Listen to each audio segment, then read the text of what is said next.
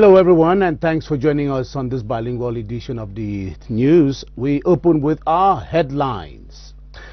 As Julius Ayuk Tabe and 46 others shipped into Cameroon from Nigeria await trial in Yaoundé, the bilingual news pries into some of the possible charges to be brought against them by the state when trial effectively goes underway.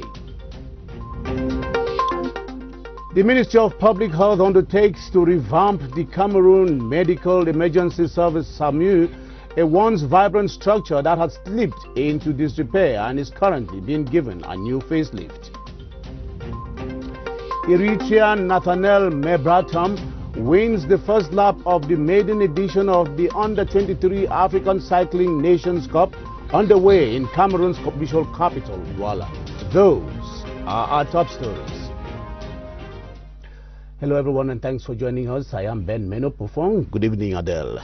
Bonsoir Ben. Nous ouvrons donc le journal avec le dossier des 47 terroristes camerounais appréhendés au Nigeria 3 jours après leur transmission à la justice camerounaise. L'information judiciaire en cours ne laisse filtrer aucune orientation, mais un faisceau d'éléments transparaissent déjà quant aux faits qui pourraient leur être reprochés. Le discours de fin d'année du chef de l'État par exemple, offre une grille de lecture à ce sujet. Séverin Alégambélé. Les prochains jours s'annoncent difficiles pour les 47 séparatistes, désormais entre les mains de la justice camerounaise. Il faut approfondir l'information judiciaire, rassembler les faits d'inculpation au regard des dispositions de la loi. Mais ce qu'il faut déjà noter, c'est que le message de fin d'année 2017 du président de la République donne une idée de la nature des faits reprochés. Nous avons tous été témoins de la gravité des débordements qui en ont résulté. Les symboles de la République ont été profanés.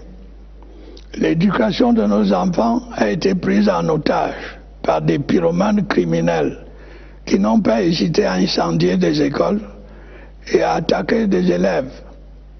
Les activités économiques et sociales ont été perturbées par des mots d'ordre irresponsables, imposés aux populations par la menace, l'intimidation et la violence.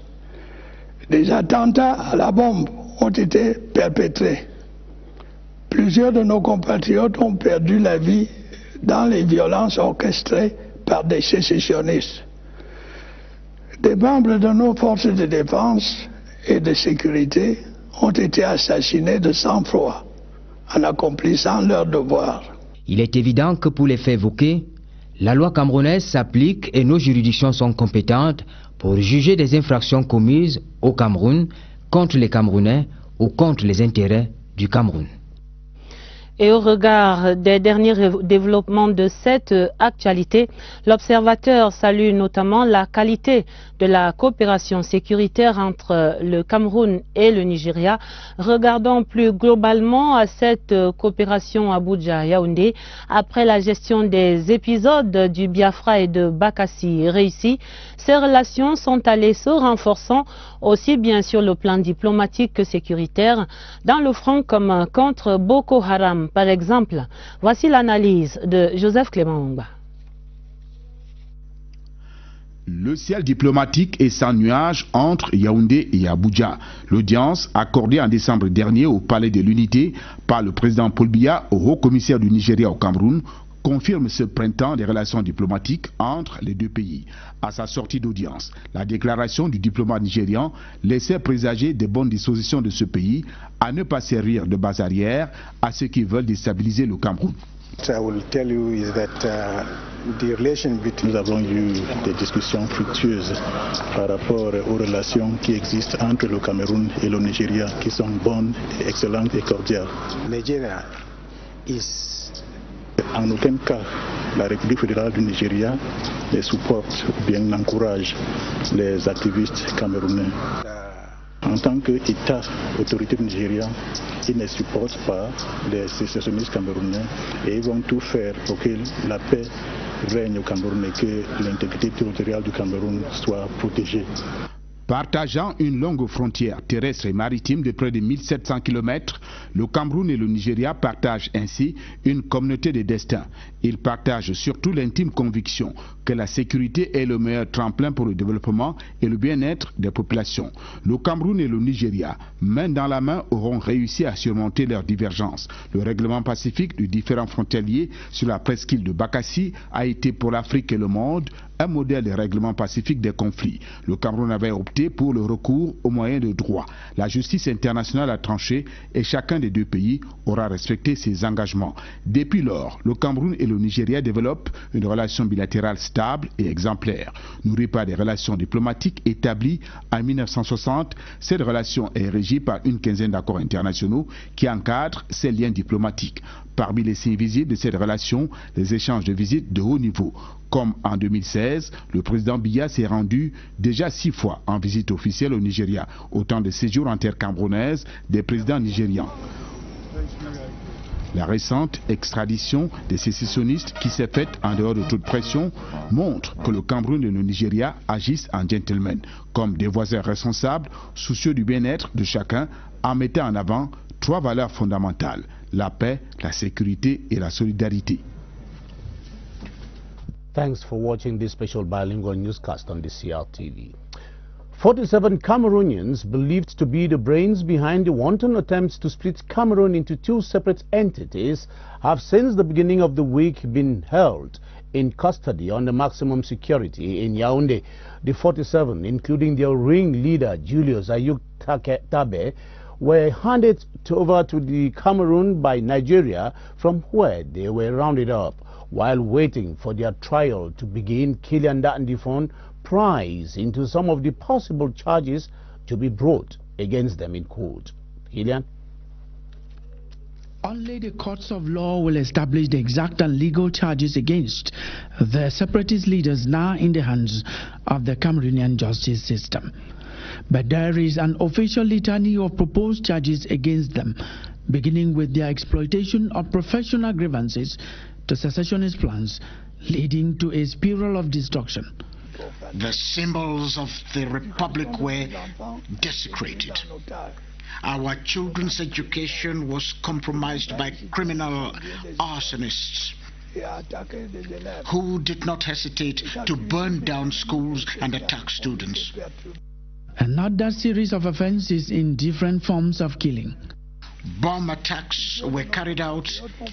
Many of our compatriots lost their lives in violence perpetrated by secessionists. Members of our defense and security forces were assassinated in cold blood. Beyond these offenses, the heaviest charge will involve taking up arms and creating training camps.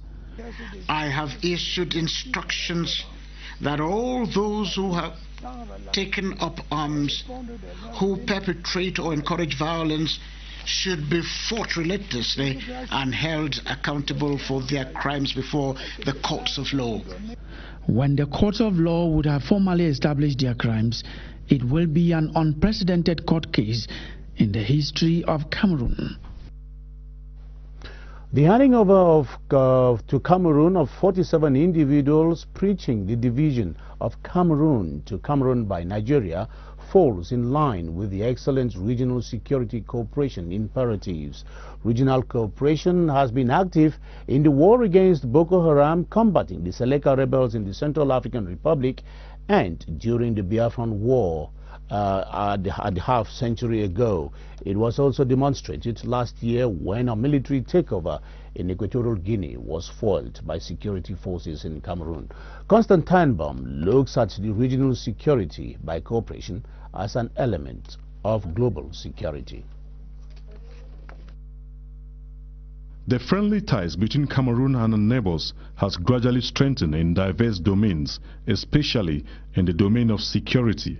Since the late 1990s and early 2000s, transborder security agreements became the new trend towards regional security cooperation. Cameroon, Nigeria, Chad, Central African Republic, as well as Equatorial Guinea had to fight terrorism, piracy that poses serious threat to international peace and security. There was therefore a need for these countries to come together and address peace and security. As concerns Cameroon and Nigeria, both countries on February 28, 2012 in Abuja signed a bilateral agreement to check the spread of insecurity. The agreement established a Trans-Border Security Committee to counter crimes along the land and maritime borders of both countries. The agreement demonstrated the ability and political will of both countries to come together and collectively address the common challenges in the sub-region. The second session of the committee met in July 2014.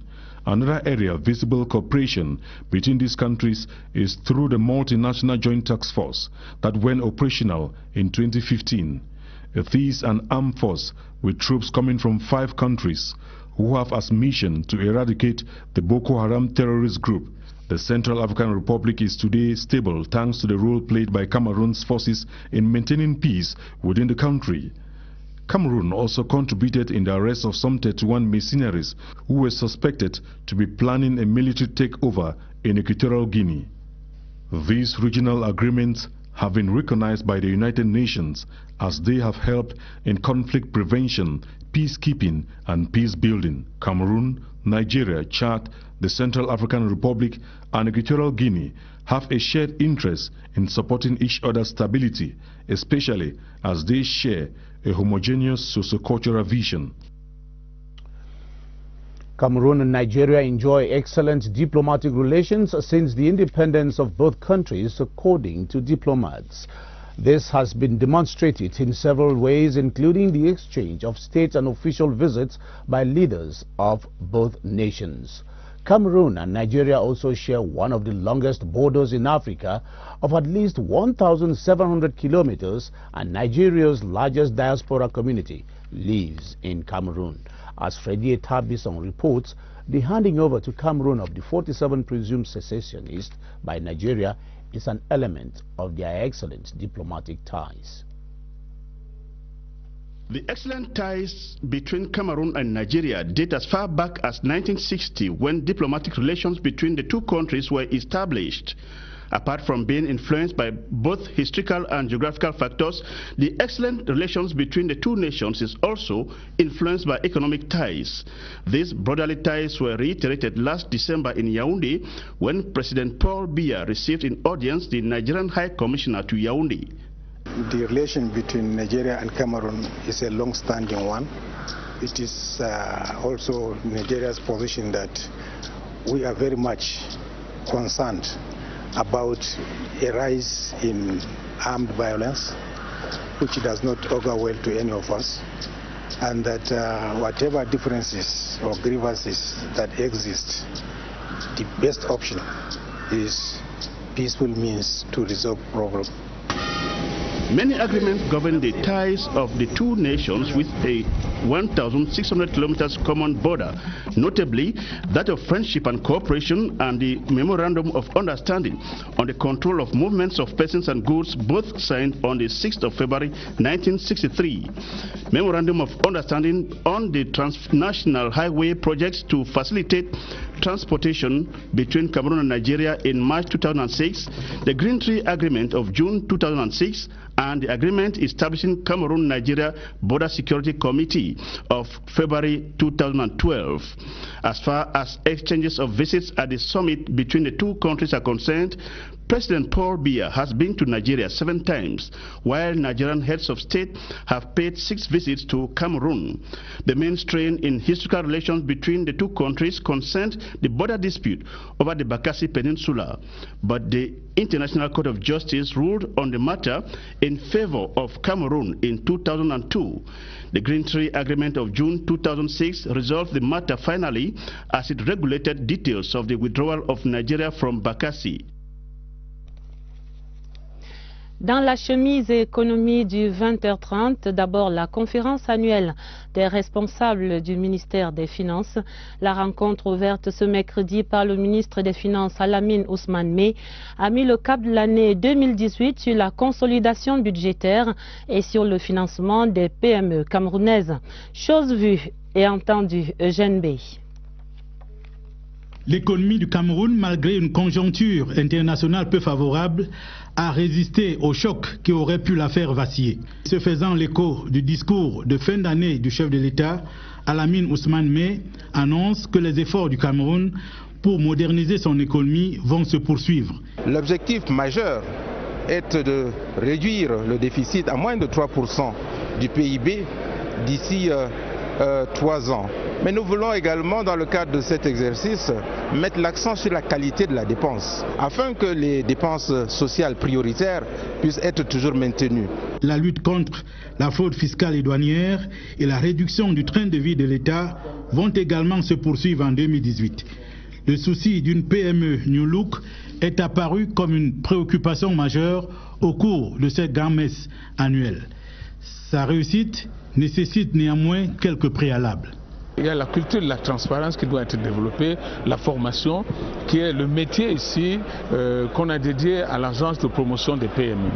Nous avons mis en place un dispositif d'appui aux services non financiers qui permettra aussi à toute la PME de pouvoir accéder aux conseils, aux techniques, élaborer le business plan, de pouvoir être accompagné pour respecter les exigences de la finance moderne.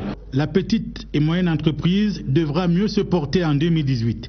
Le chef de l'État y tient, tout comme le secteur privé moteur de la croissance. Reste que toutes les énergies et les intelligences soient mobilisées pour cette fin.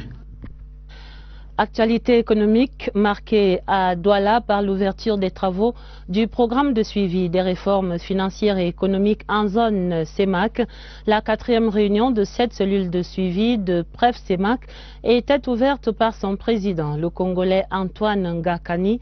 Sur la table, le point des relations entre les pays de la CEMAC et le FMI. Par exemple, Mélanie Betebe suit ses travaux à Douala. Dans sa panoplie de réformes retenues pour sortir de la crise économique, la conférence des chefs d'État de la CEMAC avait décidé de la restructuration de la Banque de développement des États de l'Afrique centrale, la BDAC, pour qu'elle devienne un véritable levier du financement des projets de développement intégrateur dans la sous-région. Le statut de cette banque ne pose aucun problème. Le problème, c'est au niveau de, comment on dit ça, au niveau du management. Voilà, c'est le management qui pose problème. C'est pour ça que les chefs d'État avaient demandé un audit et des réformes pour dynamiser. C'est un instrument formidable de financement des programmes sous-régionaux et aussi de financement du secteur privé. Pour sortir de cette crise économique, il y a eu les accords avec le Fonds monétaire international au titre de la facilité élargie des crédits. Mais à ce sujet, le Congo et la Guinée équatoriale sont encore à la traîne. Étant donné que la Guinée, ça faisait plus de 20 ans qu'il n'était pas en programme avec les fonds. Donc il faut d'abord voir l'historique de ces relations, voir comment on va se comporter. Après 6 mois, après ce délai de 6 mois qui termine à peu près mois de mai, on pourrait passer dans la deuxième phase des programmes en tant que tel avec l'appui financier et consort.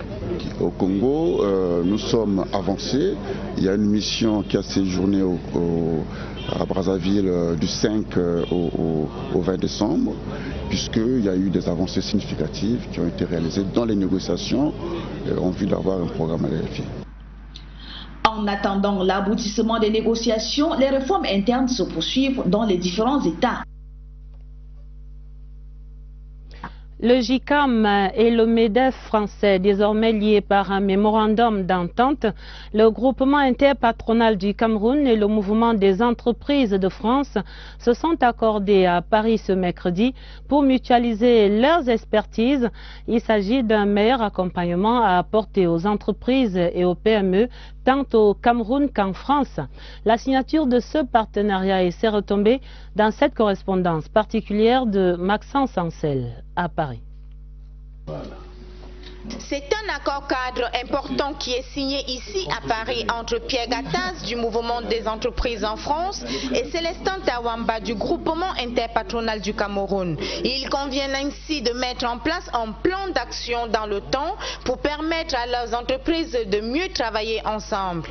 Il y a un potentiel incroyable de développement en Afrique et principalement au Cameroun avec beaucoup d'activités et je crois qu'en effet la France et le Cameroun ont des liens culturels qui permettent de dire on peut bâtir quelque chose de solide dans les 10, 20, 30 prochaines années. Il faut voir loin. Les axes du mémorandum d'entente signé entre les deux représentants du patronat français et camerounais visent à développer les activités d'entrepreneuriat et de PME dans les domaines de l'emploi des jeunes, du numérique, de l'éducation et la formation professionnelle, les apports commerciaux et les investissements. Accompagné comme ça, dans un mode gagnant-gagnant, pas d'arrogance, surtout pas, gagnant-gagnant. On est des businessmen et c'est l'économie qui est là et qu'on doit accompagner par l'innovation, par la qualité, par la valeur ajoutée. L'accord de partenariat entre le JICAM et le MEDEF est d'une durée de 3 ans et chaque année, une évaluation sera faite alternativement au Cameroun et en France. La grande enquête du 20h30, gros plan ce soir sur la nouvelle vie du SAMU. L'aide médicale d'urgence créée en 2004 était logée à la Quintini à Douala et à l'hôpital central à Yaoundé. Cette structure va renaître après 3 années d'existence. Le SAMU, qui était entré dans une longue léthargie, va retrouver une nouvelle vie par cet arrêté signé le 19 janvier dernier par le ministre de la Santé publique. Le SAMU qui ressuscite sera désormais opérationnel dans les 10 régions du Cameroun. Voici le SAMU d'hier à aujourd'hui. L'enquête est signée de Martine Noël Ndengue. Voici la base Yaoundé de SAMU Cameroun à l'hôpital central, l'une des deux dans sa forme actuelle avec celle de l'hôpital La Quintini de Douala. Ici, le téléphone ne sonne plus. C'est pourtant l'outil de travail de base pour des réponses médicales d'urgence. La salle de régulation, réception des appels ne fonctionne plus depuis 18 mois. Pour l'œil de la caméra, on a daigné réouvrir sans plus. Le SAMU a été pensé en 2004 pour satisfaire la demande en termes de soins ou interventions préhospitaliers. Comme l'organisation était un peu lourde, la relation avec les hôpitaux n'était pas tout à fait formalisée et le rôle des autres formations sanitaires n'était pas formalisé. Donc il y a eu rapidement un désintéressement tant de la part des acteurs professionnels de santé que des bénéficiaires potentiels. Dans ce SAMU fantôme, quelques âmes errantes et un semblant de fonctionnement. C'est le planning de rotation du mois de janvier 2018. Donc de rotation dans les infirmiers, les ambulanciers. Comment est-ce qu'on fait pour vous joindre? Pour nous joindre, forcément arriver à la base. La vie ici va renaître. Le texte ministériel est tombé. Tout dans ces ruines n'est pas à jeter. Il reste l'idée du réseau au-delà des 10 régions qui auront chacune une coordination régionale, donc un centre de réception et de régulation des appels. Il faut penser que dans chacun de ces centres, on doit avoir une technologie avancée. Lorsque vous appelez, vous êtes géolocalisé. Nous savons exactement d'où est-ce que vous appelez. Ici commence la longue attente, 3 ans minimalement. Faut espérer que les comportements à l'autre bout du fil changent. Les appels fantaisistes ont aussi dérangé le SAMU ancien. Et le SAMU New Look, en plus de prendre en urgence les vies en péril, viendra compléter le package couverture santé universelle, santé à coût réduit. Et on dit bienvenue au SAMU New Look au Cameroun. L'Université protestante d'Afrique centrale ouvre ses portes au public. Ce mercredi, l'institution a entamé la communication sur ses offres de formation et sur ses débouchés. Une ouverture supervisée par le recteur et par les partenaires allemands de l'UPAC. Sur le campus d'Etoameki, retrouvons notre reporter Catherine Toulou-Elanga. L'Université protestante d'Afrique centrale ouvre ses portes à la communauté du savoir. Pour la première fois, l'institution universitaire va faire découvrir ses opportunités de formation et les avantages pour les étudiants d'appartenir à cette prestigieuse université. Nous nous sommes dit, il faut s'ouvrir, il faut parler à haute intelligible voix que sur cette colline mythique de Djongolo, on ne fera pas que des pasteurs, mais aussi dans d'autres filières. L'institution universitaire qui va connaître une extension avec la construction de la faculté de médecine et du bien-être humain. Un projet de 797 millions de francs CFA, financé par le gouvernement allemand et par des âmes de bonne volonté. Sur le site qui va abriter le chantier, la forte délégation présente ce mercredi procède à la pose de la première pierre. Pour le recteur de cette université, c'est un pas vers l'avant. Nous avons la contribution de Broad for Development pour le monde, mais en même temps aussi nos efforts. C'est-à-dire m'aide au Cameroun aussi. C'est ça qui est bien, les Camerounais, et voilà pourquoi nous avons dit portes ouvertes et la levée de fonds. Les chantiers qui viennent de démarrer vont s'achever dans 18 mois. Mais pour le moment, la communauté protestante est mobilisée pour célébrer les 500 ans du protestantisme en référence au pasteur Martin Luther King. Officials from the Central and Devolved Services of the Ministry of Finance have been meeting in Yaoundé under the chairmanship of their minister, Al-Amin Ousmane May.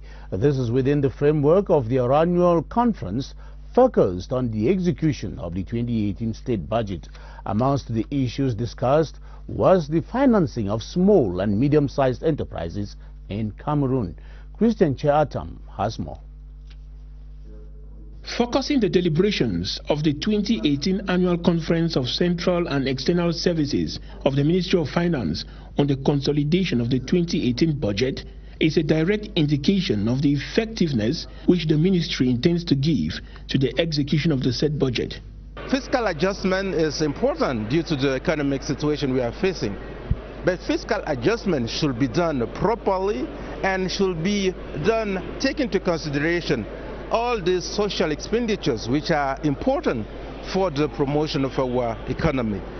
We want to believe that today, during this conference, we will start reflecting on the measures. Adding the financing of SMEs as another major point of focus in the 2018 conference also indicates a desire to help small and medium-sized enterprises in Cameroon withstand the stiff competition and adapt to the exigencies of the times. Easing access to finance from SMEs, increasing the number of instruments available, improving on fiscal incentives, promoting better business environment, and supporting all these SMEs with quick payment of their due. Officials in the Ministry of Finance say they hope the deliberations, which will last 2 days, will help boost the execution of the budget, but also act as a stepping stone for SMEs in Cameroon to attain their targets. The Financial Follow-up Committee for the Central African Sub-Region has been meeting in Douala to evaluate the latest engagements with the International Monetary Fund.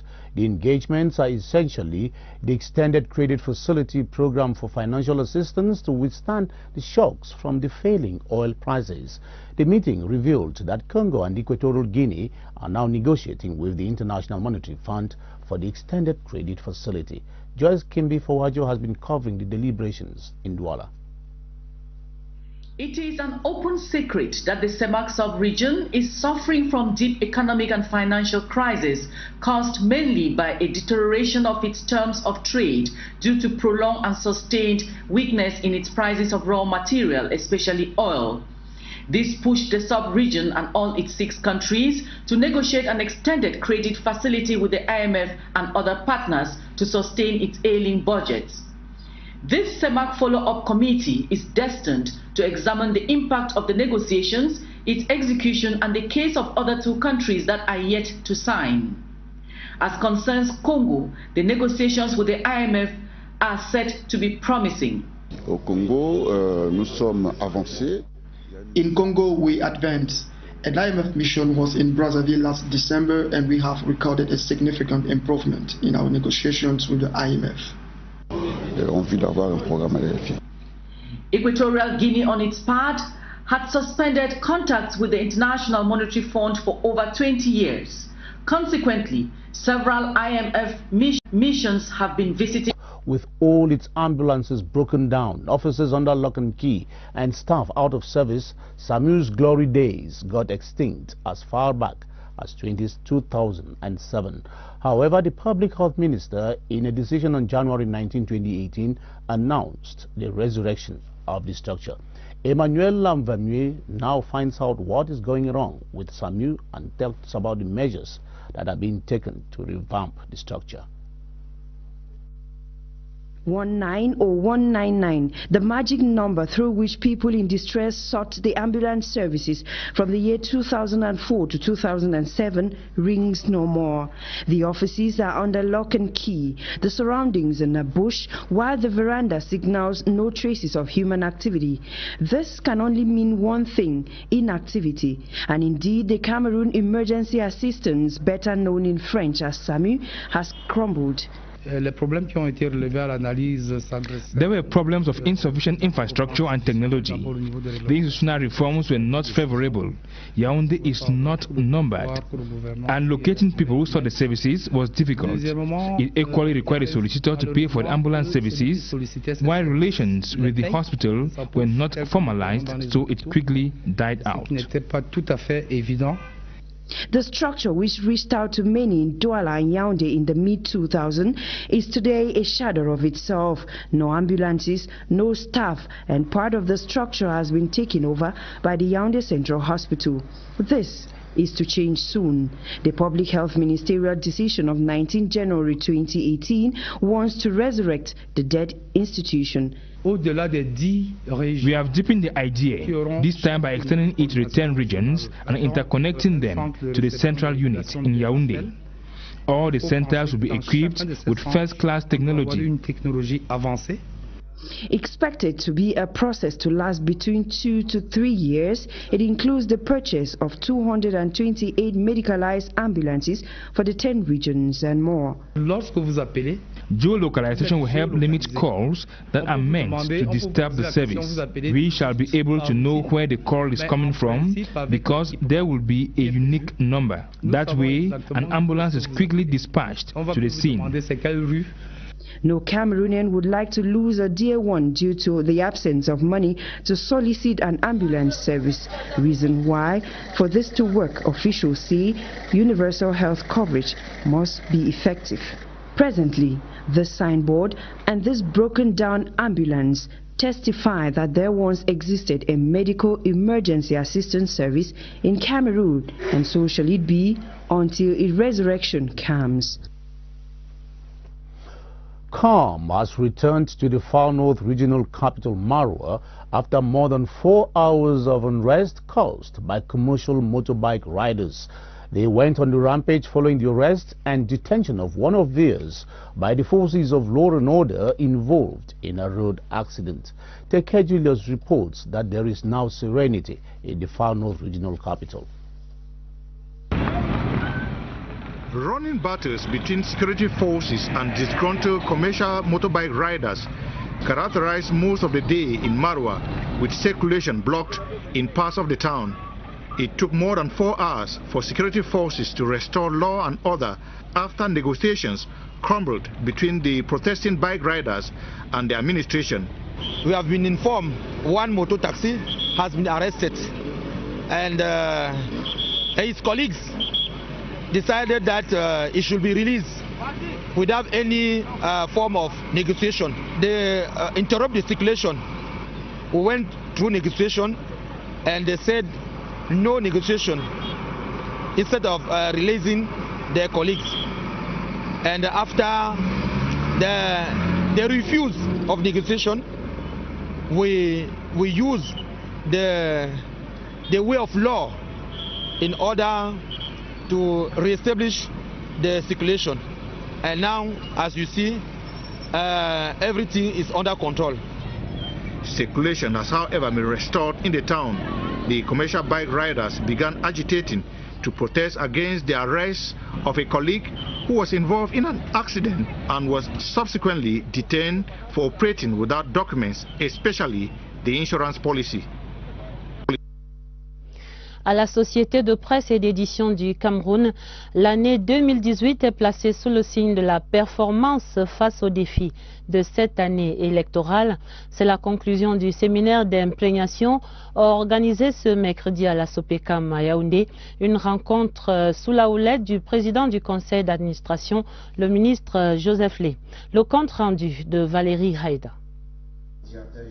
Le séminaire d'imprégnation ouvert à la SOPECAM par son président du conseil d'administration revêt un caractère particulier. La SOPECAM est en pleine restructuration après les nouveaux décrets présidentiels qui ont fait de l'entreprise une société à capital public depuis avril 2018. Il s'agit donc pour nous de nous arrimer à cette nouvelle donne.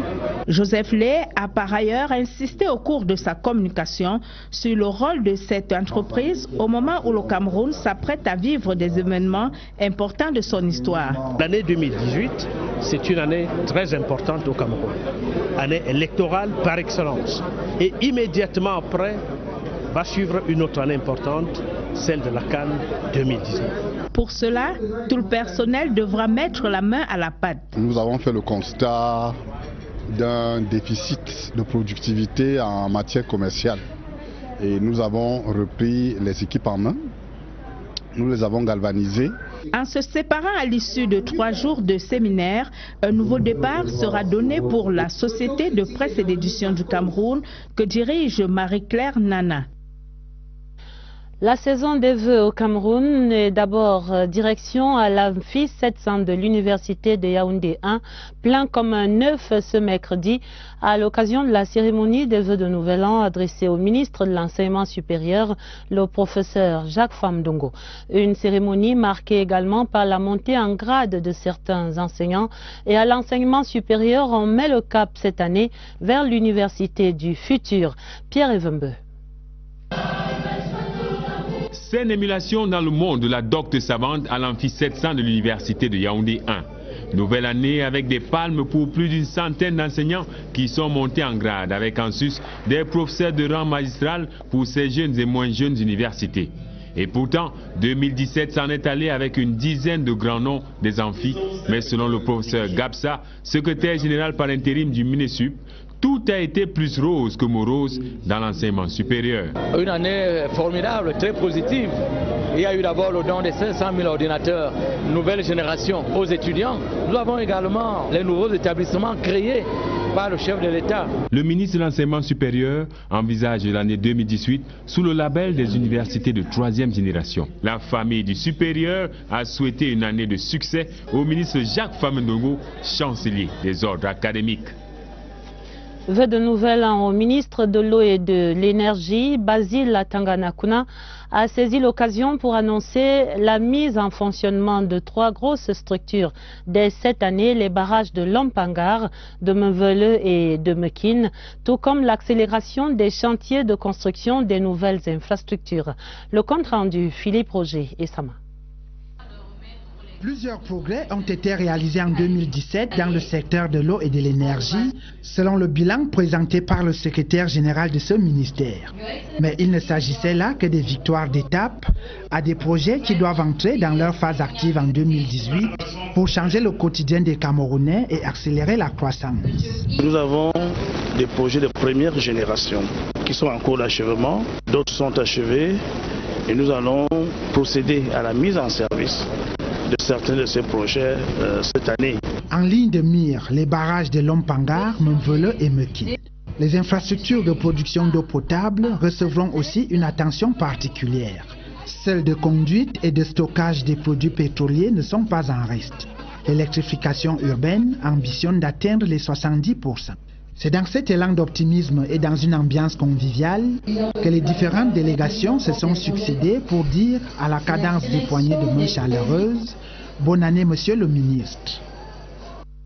Les personnels de la Croix-Rouge camerounaise adressent des vœux de Nouvel An à la présidente nationale de l'institution, la présidente Cécile Léonie Akamonfoumou, installée dans ce fauteuil le 21 août dernier, a saisi l'occasion pour se rapprocher du personnel de son institution, occasion également pour présenter la vision du top management pour cette année 2018. Voici le compte rendu de Barbara Padjama.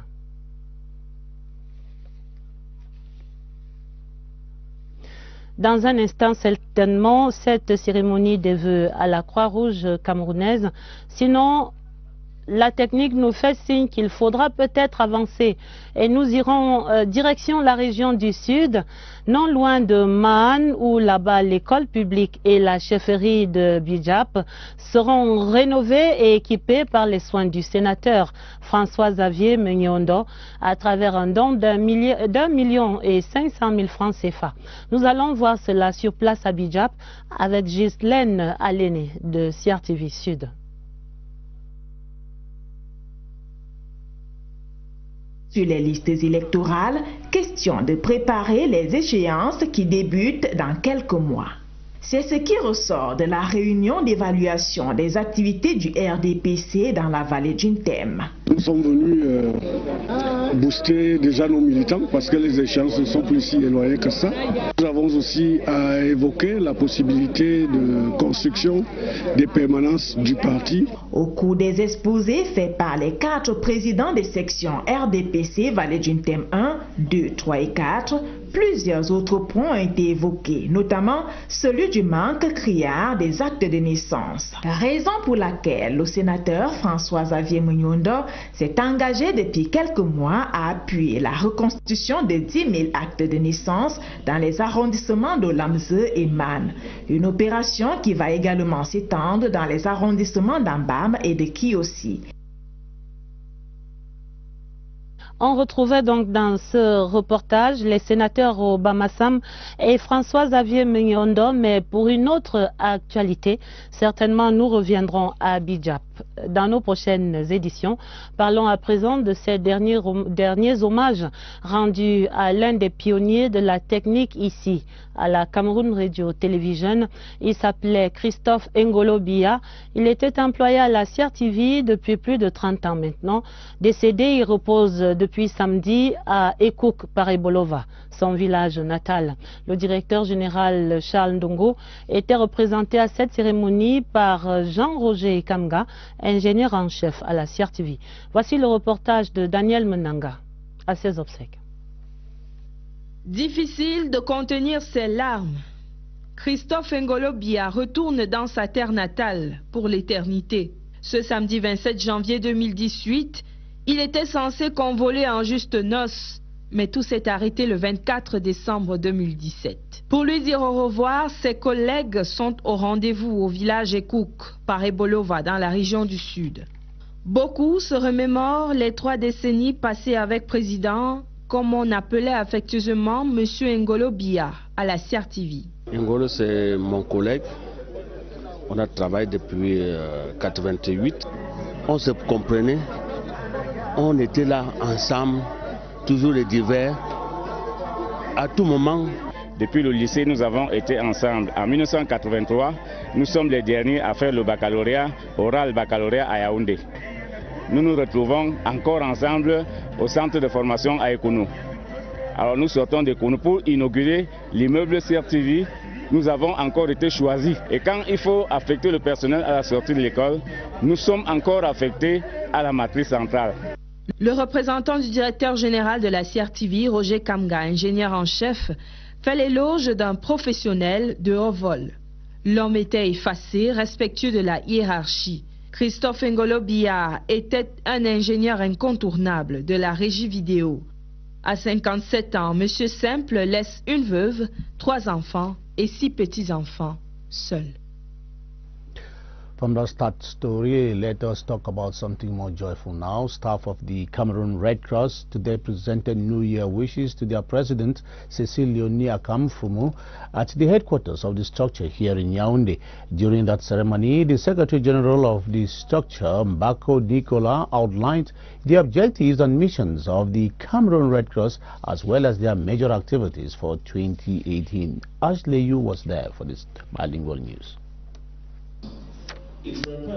This is the first time since her election as president of Cameroon Red Cross last August 2017 that Mrs. Cecile Leonie Akamfumu is receiving New Year wishes from her collaborators. During the ceremony, Mrs. Cecile Leonie Akamfumu saluted staff for their hard work since she took over office. She also congratulated volunteers who have been acting as intermediary between the Red Cross and the public.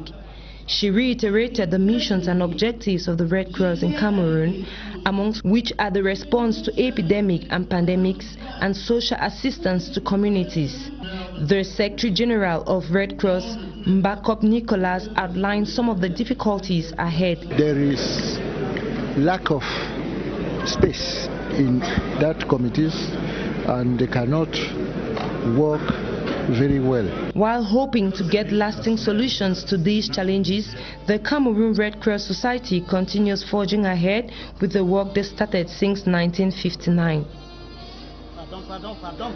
The Secretary General of the Union des Populations du Cameroun, UPC, has pledged to put an end to the infighting that has been dividing the party for several years, stating that the party now is one and indivisible. Pierre Balegal-Nkot was speaking in Ezeka at the beginning of the week while commissioning members of the Nyong and Kele Divisional Coordination of the UPC into their duties. Ebenezer Akanga reports.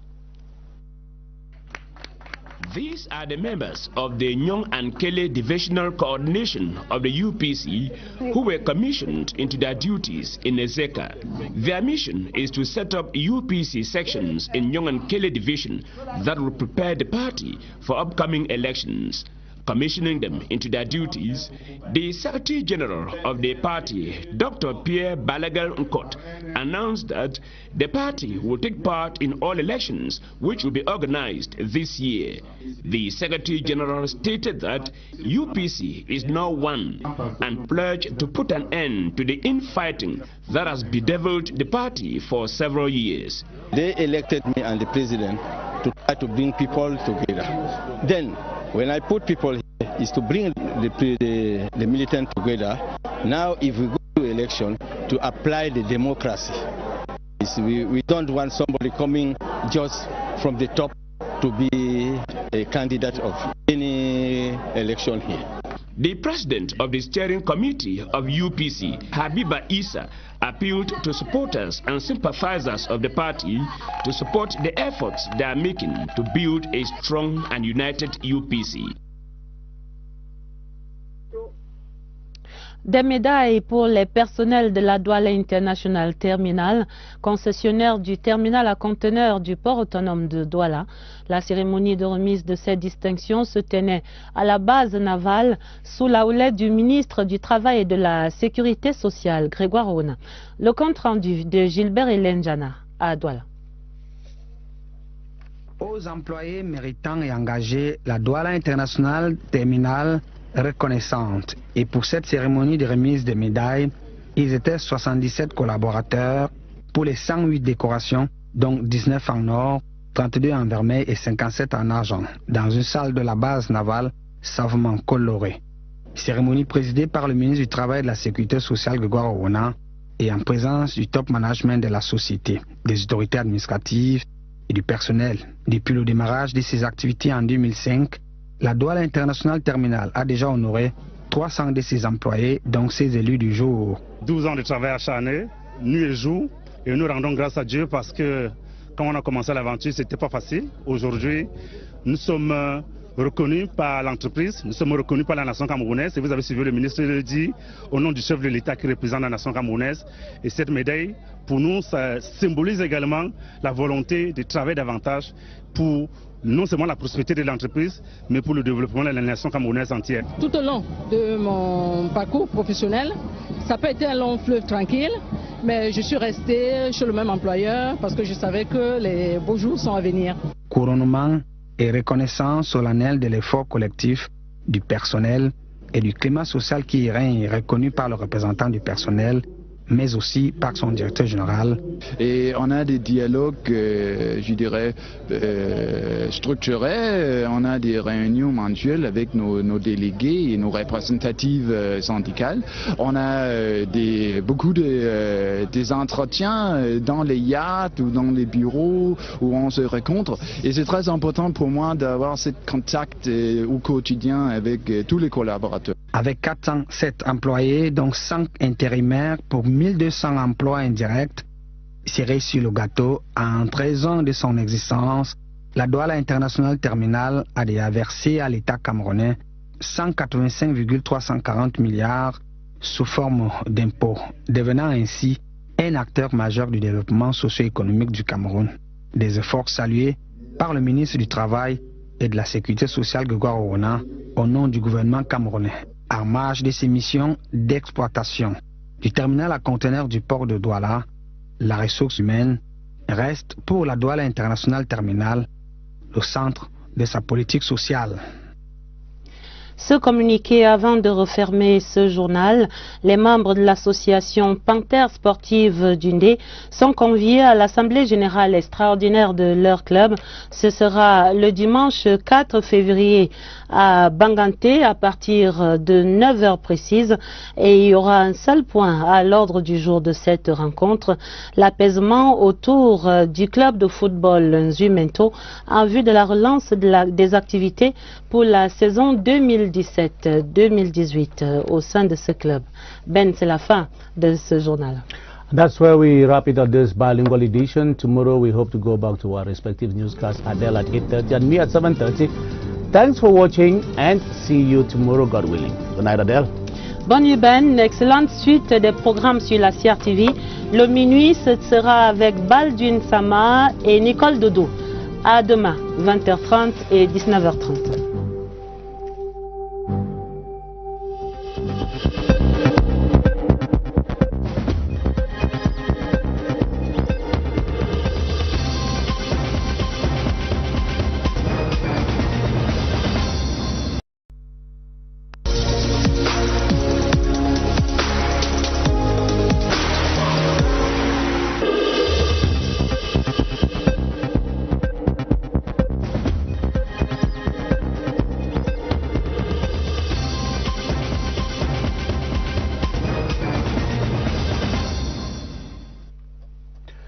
Hello everyone, and thanks for joining us on this bilingual edition of the news. We open with our headlines. As Julius Ayuk Tabe and 46 others shipped into Cameroon from Nigeria await trial in Yaoundé, the bilingual news pries into some of the possible charges to be brought against them by the state when trial effectively goes underway. The Ministry of Public Health undertakes to revamp the Cameroon Medical Emergency Service SAMU, a once vibrant structure that has slipped into disrepair and is currently being given a new facelift. Eritrean Nathaniel Mebratam wins the first lap of the maiden edition of the Under-23 African Cycling Nations Cup underway in Cameroon's official capital, Douala. Those are our top stories. Hello everyone and thanks for joining us. I am Ben Menopofong. Good evening, Adele. Bonsoir Ben. Nous ouvrons donc le journal avec le dossier des 47 terroristes camerounais appréhendés au Nigeria 3 jours après leur transmission à la justice camerounaise. L'information judiciaire en cours ne laisse filtrer aucune orientation, mais un faisceau d'éléments transparaissent déjà quant aux faits qui pourraient leur être reprochés. Le discours de fin d'année du chef de l'État, par exemple, offre une grille de lecture à ce sujet. Séverin Alégambélé. Les prochains jours s'annoncent difficiles pour les 47 séparatistes, désormais entre les mains de la justice camerounaise. Il faut approfondir l'information judiciaire, rassembler les faits d'inculpation au regard des dispositions de la loi. Mais ce qu'il faut déjà noter, c'est que le message de fin d'année 2017 du président de la République donne une idée de la nature des faits reprochés. Nous avons tous été témoins de la gravité des débordements qui en ont résulté. Les symboles de la République ont été profanés. L'éducation de nos enfants a été prise en otage par des pyromanes criminels qui n'ont pas hésité à incendier des écoles et à attaquer des élèves. Les activités économiques et sociales ont été perturbées par des mots d'ordre irresponsables imposés aux populations par la menace, l'intimidation et la violence. Des attentats à la bombe ont été perpétrés. Plusieurs de nos compatriotes ont perdu la vie dans les violences orchestrées par des sécessionnistes. Des membres de nos forces de défense et de sécurité ont été assassinés de sang-froid en accomplissant leur devoir. Il est évident que pour les faits évoqués, la loi camerounaise s'applique et nos juridictions sont compétentes pour juger des infractions commises au Cameroun contre les Camerounais ou contre les intérêts du Cameroun. Et au regard des derniers développements de cette actualité, l'observateur salue notamment la qualité de la coopération sécuritaire entre le Cameroun et le Nigeria. Regardons plus globalement à cette coopération Abuja-Yaoundé. Après la gestion des épisodes du Biafra et de Bakassi réussis, ces relations sont allées se renforçant aussi bien sur le plan diplomatique que sécuritaire dans le front comme contre Boko Haram. Par exemple, voici l'analyse de Joseph Clément Ongba. Le ciel diplomatique est sans nuage entre Yaoundé et Abuja. L'audience accordée en décembre dernier au Palais de l'Unité par le président Paul Biya au haut-commissaire du Nigeria au Cameroun confirme ce printemps des relations diplomatiques entre les deux pays. À sa sortie d'audience, la déclaration du diplomate nigérian laissait présager des bonnes dispositions de ce pays à ne pas servir de base arrière à ceux qui veulent déstabiliser le Cameroun. Nous avons eu des discussions fructueuses par rapport aux relations qui existent entre le Cameroun et le Nigeria, qui sont bonnes, excellentes et cordiales.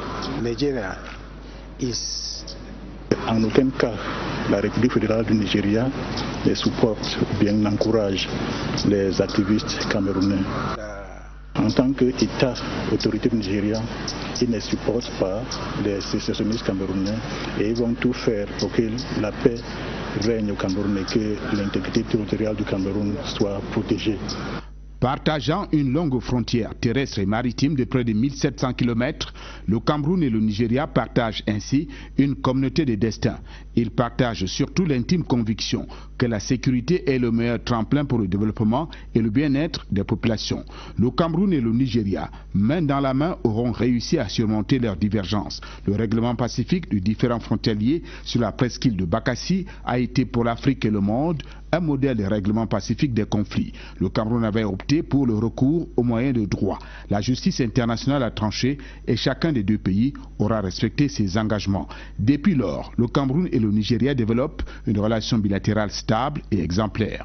Nourrie par des relations diplomatiques établies en 1960, cette relation est régie par une quinzaine d'accords internationaux qui encadrent ces liens diplomatiques. Parmi les signes visibles de cette relation, les échanges de visites de haut niveau. Comme en 2016, le président Biya s'est rendu déjà 6 fois en visite officielle au Nigeria, autant de séjours en terre camerounaise des présidents nigérians.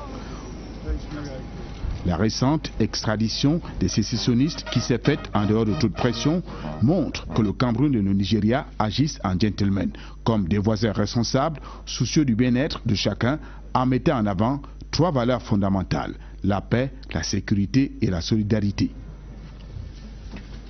Thanks for watching this special bilingual newscast on the CRTV. 47 Cameroonians believed to be the brains behind the wanton attempts to split Cameroon into 2 separate entities have since the beginning of the week been held in custody under maximum security in Yaoundé. The 47, including their ringleader Julius Ayuk Tabe, were handed over to the Cameroon by Nigeria, from where they were rounded up. Open secret that the CEMAC sub-region is suffering from deep economic and financial crisis caused mainly by a deterioration of its terms of trade due to prolonged and sustained weakness in its prices of raw material, especially oil.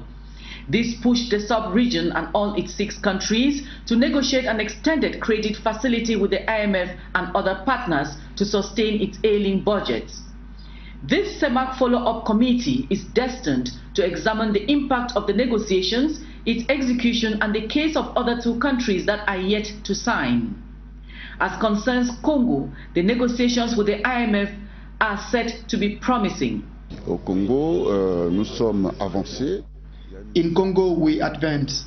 An IMF mission was in Brazzaville last December, and we have recorded a significant improvement in our negotiations with the IMF. Equatorial Guinea, on its part, had suspended contacts with the International Monetary Fund for over 20 years. Consequently, several IMF missions have been visited. With all its ambulances broken down, officers under lock and key, and staff out of service, SAMU's glory days got extinct as far back as 2007. However, the Public Health Minister, in a decision on January 19, 2018, announced the resurrection of the structure. Emmanuel Lamvernier now finds out what is going wrong with SAMU and tells us about the measures that are being taken to revamp the structure. 19 or 199, the magic number through which people in distress sought the ambulance services from the year 2004 to 2007, rings no more. The offices are under lock and key, the surroundings in a bush, while the veranda signals no traces of human activity. This can only mean one thing: inactivity. And indeed, the Cameroon Emergency Assistance, better known in French as SAMU, has crumbled. There were problems of insufficient infrastructure and technology. The institutional reforms were not favorable. Yaoundé is not numbered, and locating people who sought the services was difficult. It equally required a solicitor to pay for the ambulance services, while relations with the hospital were not formalized, so it quickly died out. The structure, which reached out to many in Douala and Yaoundé in the mid-2000s, is today a shadow of itself. No ambulances, no staff, and part of the structure has been taken over by the Yaoundé Central Hospital. This is to change soon. The Public Health Ministerial decision of 19 January 2018 wants to resurrect the dead institution. We have deepened the idea, this time by extending it to the 10 regions and interconnecting them to the central unit in Yaoundé. All the centers will be equipped with first-class technology. Expected to be a process to last between 2 to 3 years, it includes the purchase of 228 medicalized ambulances for the 10 regions and more. Geolocalization will help limit calls that are meant to disturb the service. We shall be able to know where the call is coming from because there will be a unique number. That way, an ambulance is quickly dispatched to the scene. No Cameroonian would like to lose a dear one due to the absence of money to solicit an ambulance service. Reason why, for this to work, officials say universal health coverage must be effective. Presently, this signboard and this broken down ambulance testify that there once existed a medical emergency assistance service in Cameroon, and so shall it be until its resurrection comes. Calm has returned to the far north regional capital Maroua after more than 4 hours of unrest caused by commercial motorbike riders. They went on the rampage following the arrest and detention of one of theirs by the forces of law and order involved in a road accident. Teke Julius reports that there is now serenity in the far north regional capital. Running battles between security forces and disgruntled commercial motorbike riders characterized most of the day in Maroua, with circulation blocked in parts of the town.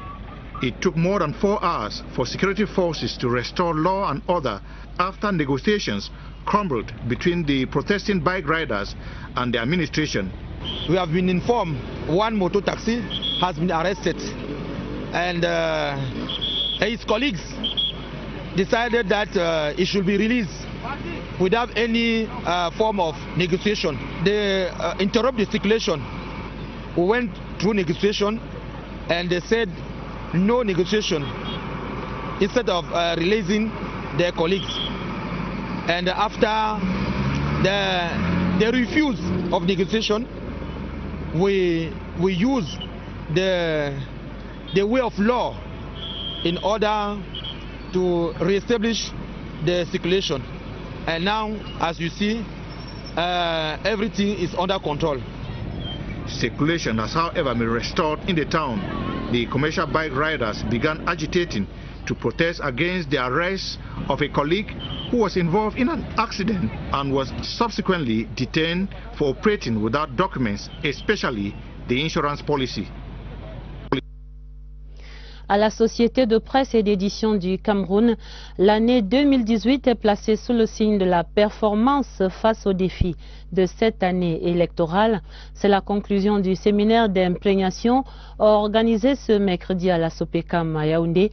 Une rencontre sous la houlette du président du conseil d'administration, le ministre Joseph Lé. Le compte rendu de Valérie Haïda.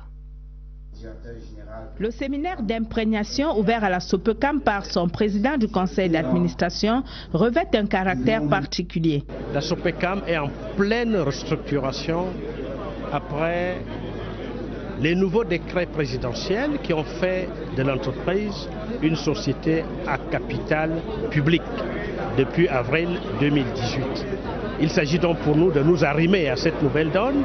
Joseph Lé a par ailleurs insisté au cours de sa communication sur le rôle de cette entreprise au moment où le Cameroun s'apprête à vivre des événements importants. While Nigerian heads of state have paid 6 visits to Cameroon, the main strain in historical relations between the two countries concerned the border dispute over the Bakassi Peninsula. But the International Court of Justice ruled on the matter in favor of Cameroon in 2002. The Green Tree Agreement of June 2006 resolved the matter finally as it regulated details of the withdrawal of Nigeria from Bakassi.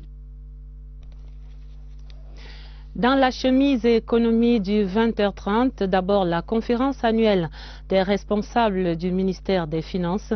La rencontre ouverte ce mercredi par le ministre des Finances Alamine Ousmane Meh a mis le cap de l'année 2018 sur la consolidation budgétaire et sur le financement des PME camerounaises. Chose vue et entendue, Eugène Bey. L'économie du Cameroun, malgré une conjoncture internationale peu favorable, a résisté au choc qui aurait pu la faire vaciller. Se faisant l'écho du discours de fin d'année du chef de l'État, Alamine Ousmane Meh annonce que les efforts du Cameroun pour moderniser son économie vont se poursuivre. L'objectif majeur est de réduire le déficit à moins de 3% du PIB d'ici 3 ans. Mais nous voulons également, dans le cadre de cet exercice, mettre l'accent sur la qualité de la dépense, afin que les dépenses sociales prioritaires puissent être toujours maintenues.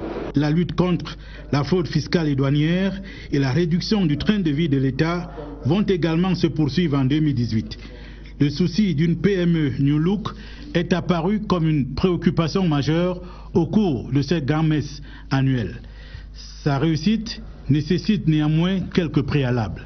Il y a la culture de la transparence qui doit être développée, la formation, qui est le métier ici qu'on a dédié à l'agence de promotion des PME. Nous avons mis en place un dispositif d'appui aux services non financiers qui permettra aussi à toute la PME de pouvoir accéder aux conseils, aux techniques, élaborer le business plan, de pouvoir être accompagné pour respecter les exigences de la finance moderne. La petite et moyenne entreprise devra mieux se porter en 2018.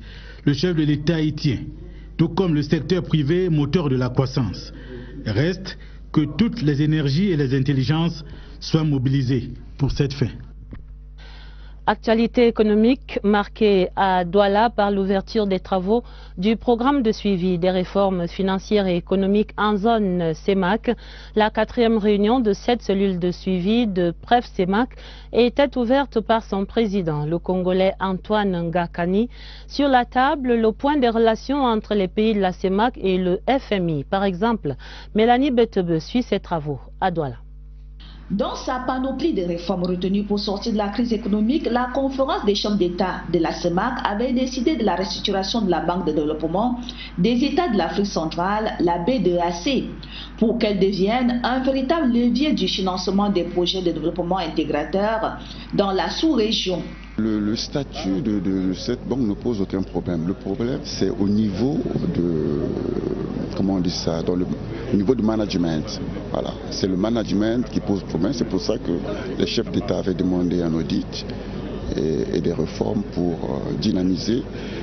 C'est un instrument formidable de financement des programmes sous-régionaux et aussi de financement du secteur privé. Pour sortir de cette crise économique, il y a eu les accords avec le Fonds monétaire international au titre de la facilité élargie des crédits. Mais à ce sujet, le Congo et la Guinée équatoriale sont encore à la traîne. étant donné que la Guinée, ça faisait plus de 20 ans qu'il n'était pas en programme avec les fonds. Donc il faut d'abord voir l'historique de ces relations, voir comment on va se comporter. Après 6 mois, après ce délai de 6 mois qui termine à peu près mois de mai, on pourrait passer dans la deuxième phase des programmes en tant que tel avec l'appui financier et consort. Au Congo, nous sommes avancés. Il y a une mission qui a séjourné à Brazzaville du 5 au 20 décembre, puisqu'il y a eu des avancées significatives qui ont été réalisées dans les négociations en vue d'avoir un programme à l'RFI. En attendant l'aboutissement des négociations, les réformes internes se poursuivent dans les différents États. Le JICAM et le MEDEF français, désormais liés par un mémorandum d'entente, le groupement interpatronal du Cameroun et le mouvement des entreprises de France se sont accordés à Paris ce mercredi pour mutualiser leurs expertises. Il s'agit d'un meilleur accompagnement à apporter aux entreprises et aux PME, tant au Cameroun qu'en France. La signature de ce partenariat et ses retombées dans cette correspondance particulière de Maxence Ancel à Paris.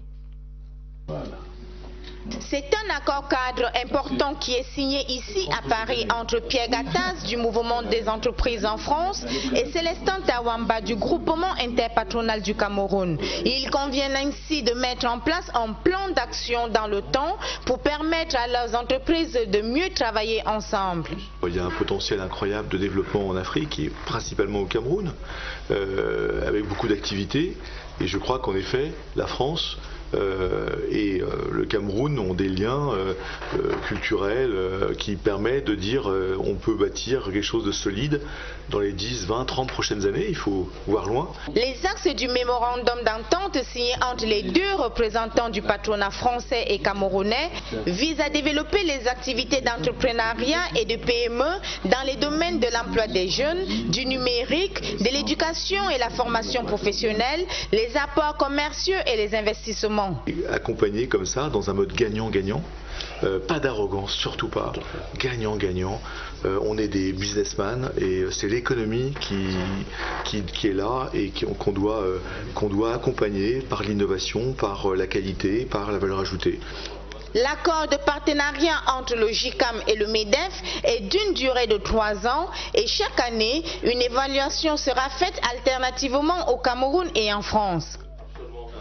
La grande enquête du 20h30, gros plan ce soir sur la nouvelle vie du SAMU. L'aide médicale d'urgence créée en 2004 était logée à la Quintini à Douala et à l'hôpital central à Yaoundé. Cette structure va renaître après 3 années d'existence. Le SAMU, qui était entré dans une longue léthargie, va retrouver une nouvelle vie par cet arrêté signé le 19 janvier dernier par le ministre de la Santé publique. Le SAMU qui ressuscite sera désormais opérationnel dans les 10 régions du Cameroun. Voici le SAMU d'hier à aujourd'hui. L'enquête est signée de Martine Noël Ndengue. Voici la base Yaoundé de SAMU Cameroun à l'hôpital central, l'une des deux dans sa forme actuelle avec celle de l'hôpital La Quintini de Douala. Ici, le téléphone ne sonne plus. C'est pourtant l'outil de travail de base pour des réponses médicales d'urgence. La salle de régulation, réception des appels ne fonctionne plus depuis 18 mois. Pour l'œil de la caméra, on a daigné réouvrir sans plus. Le SAMU a été pensé en 2004 pour satisfaire la demande en termes de soins ou interventions préhospitaliers. Comme l'organisation était un peu lourde, la relation avec les hôpitaux n'était pas tout à fait formalisée et le rôle des autres formations sanitaires n'était pas formalisé. Donc il y a eu rapidement un désintéressement tant de la part des acteurs professionnels de santé que des bénéficiaires potentiels. Dans ce SAMU fantôme, quelques âmes errantes et un semblant de fonctionnement. Ça, c'est le planning de rotation du mois de janvier 2018. Donc, de rotation dans les infirmiers, des ambulanciers. Comment est-ce qu'on fait pour vous joindre? Pour nous faire forcément arriver à la base. La vie ici va renaître. Le texte ministériel est tombé. Tout dans ces ruines n'est pas à jeter. Il reste l'idée du réseau au-delà des 10 régions qui auront chacune une coordination régionale, donc un centre de réception et de régulation des appels. Il faut penser que dans chacun de ces centres, on doit avoir une technologie avancée. Lorsque vous appelez, vous êtes géolocalisé. Nous savons exactement d'où est-ce que vous appelez. Ici commence la longue attente, 3 ans minimalement. Faut espérer que les comportements à l'autre bout du fil changent. Les appels fantaisistes ont aussi dérangé le SAMU ancien. Et le SAMU New Look, en plus de prendre en urgence les vies en péril, viendra compléter le package couverture santé universelle, santé à coût réduit. Et on dit bienvenue au SAMU New Look au Cameroun. L'Université protestante d'Afrique centrale ouvre ses portes au public. Ce mercredi, l'institution a entamé la communication sur ses offres de formation et sur ses débouchés. Une ouverture supervisée par le recteur et par les partenaires allemands de l'UPAC. Sur le campus d'Etoameki, retrouvons notre reporter Catherine Toulou-Elanga. L'Université protestante d'Afrique centrale ouvre ses portes à la communauté du savoir.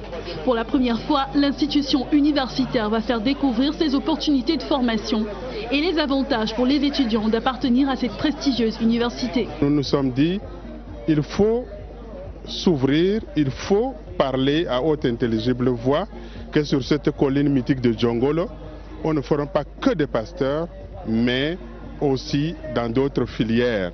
L'institution universitaire qui va connaître une extension avec la construction de la faculté de médecine et du bien-être humain. Un projet de 797 millions de francs CFA, financé par le gouvernement allemand et par des âmes de bonne volonté.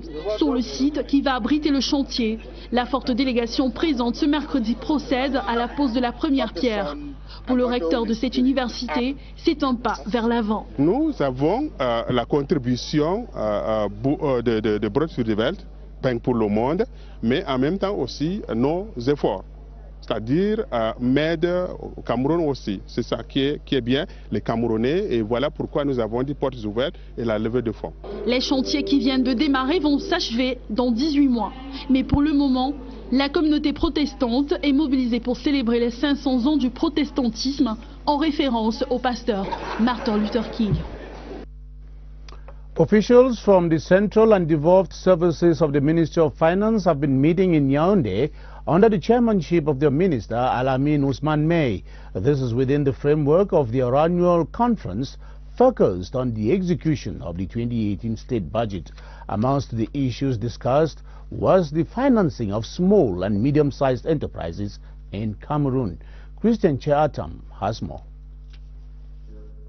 Focusing the deliberations of the 2018 Annual Conference of Central and External Services of the Ministry of Finance on the consolidation of the 2018 budget is a direct indication of the effectiveness which the ministry intends to give to the execution of the said budget. Fiscal adjustment is important due to the economic situation we are facing. But fiscal adjustment should be done properly and should be done taking into consideration all these social expenditures which are important for the promotion of our economy.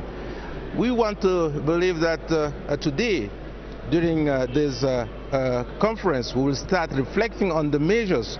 Adding the financing of SMEs as another major point of focus in the 2018 conference also indicates a desire to help small and medium-sized enterprises in Cameroon withstand the stiff competition and adapt to the exigencies of the times.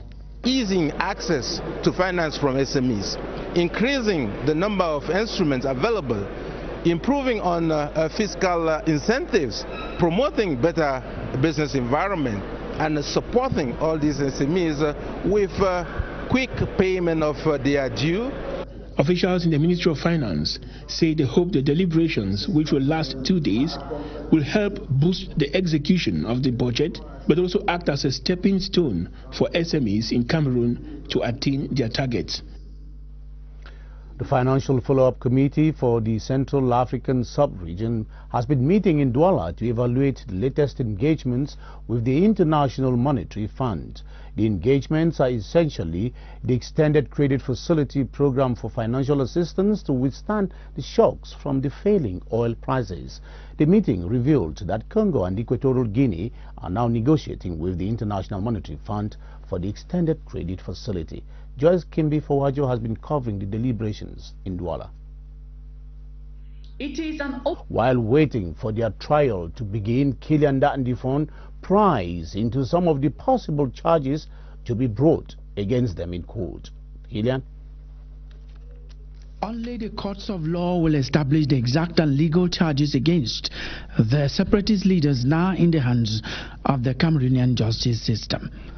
But there is an official litany of proposed charges against them, beginning with their exploitation of professional grievances to secessionist plans, leading to a spiral of destruction.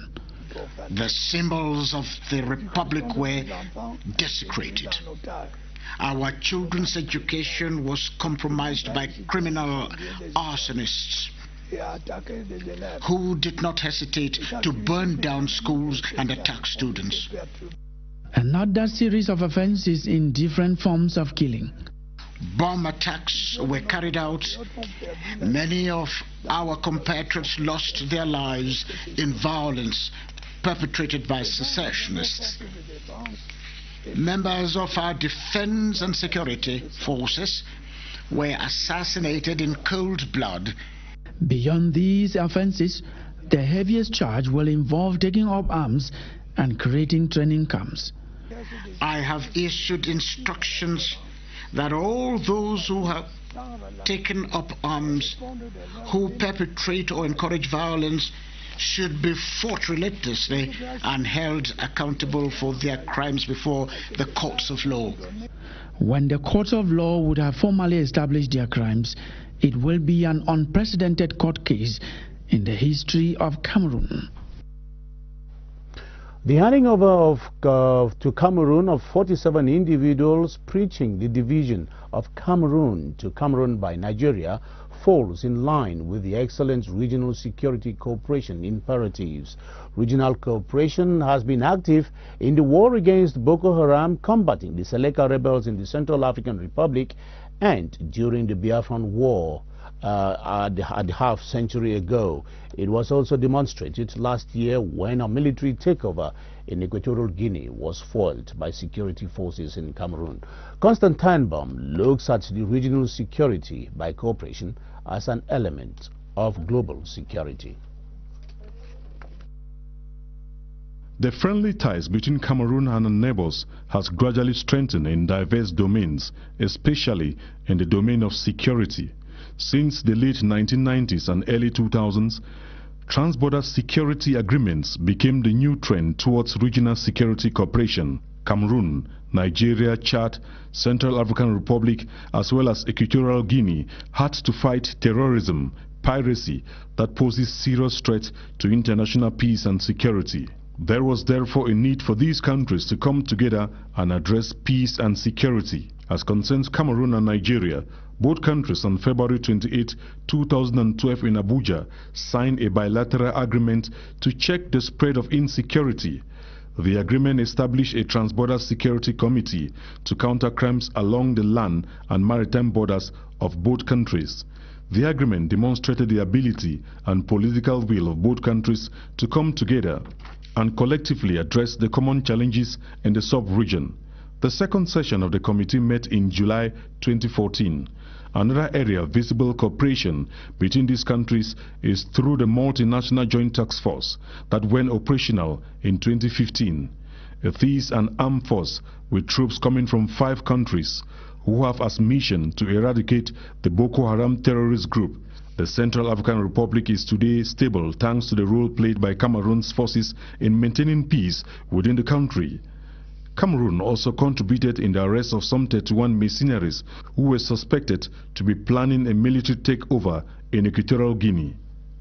These regional agreements have been recognized by the United Nations as they have helped in conflict prevention, peacekeeping and peace building. Cameroon, Nigeria, Chad, the Central African Republic and Equatorial Guinea have a shared interest in supporting each other's stability, especially as they share a homogeneous socio-cultural vision. Cameroon and Nigeria enjoy excellent diplomatic relations since the independence of both countries, according to diplomats. This has been demonstrated in several ways, including the exchange of state and official visits by leaders of both nations.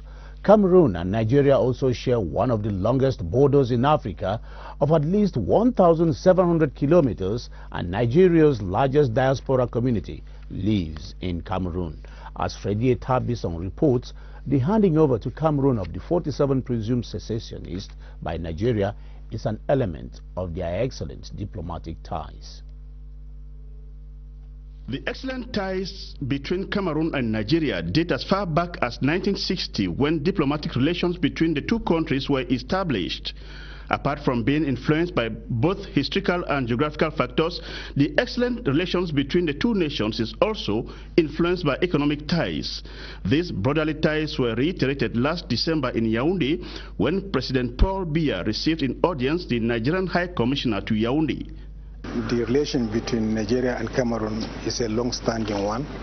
It is also Nigeria's position that we are very much concerned about a rise in armed violence, which does not augur well to any of us, and that whatever differences or grievances that exist, the best option is peaceful means to resolve problems.